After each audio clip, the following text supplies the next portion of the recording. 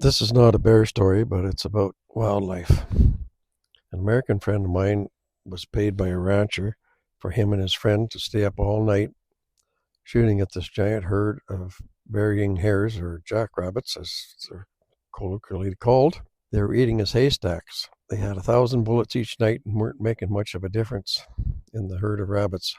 I telling my three boys this story. They were teenagers and feeling pretty tough. What would you do if you're surrounded by thousands of hares? I asked my boys. So my middle son said, well, I'm not afraid of a bunch of hares. But then I said, what if it's a bad hare day? So another wildlife animal attack. I was severely bitten by a wild animal once last summer. A good friend of mine who's a nurse lives 2 valleys away. And I drove over to her place and explained the attack. Well, I was feeding my flock of attacked chipmunks raisins without my shirt on, sitting in a chair, and one ran up on me and bit my nipple. I explained. I asked her, do you have a magnifying glass? Got a real good laugh from her. Some of you may ask why I'm living in a teepee in the bush at 75 years old. One of the biggest reasons is that I don't fit society very well, as per my picture of me when I was very young. My attitude hasn't improved much since then.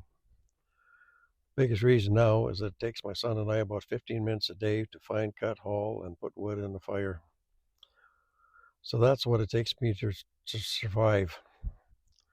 Biggest reason I'm here is many years ago, I heard a story on the radio about what makes people happy from some university or something like that. The conclusion was, how many life's decisions do you get to make every day is what makes people happy. Just about everything I do is my decision. So here's another bush story. I'm living in the back end of civilization in a little cabin with my 3 sons and a different really good bear dog.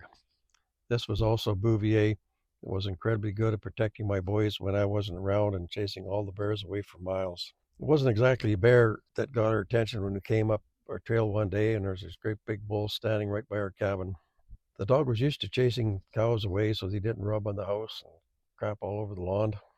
The dog ran right up to the bull silently like he usually does, even with bears. Doesn't make a sound until he's an inch away from the bull's nose, and then he barks. A Bouvier has a real big bark. The bull doesn't even blink. He just keeps on chewing his cud, and the dog gets really mad.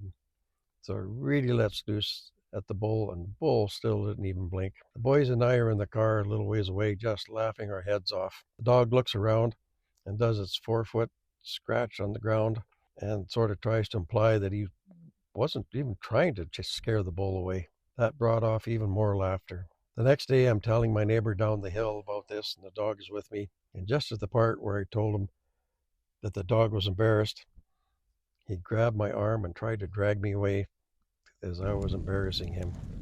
I laughed so hard I actually fell down.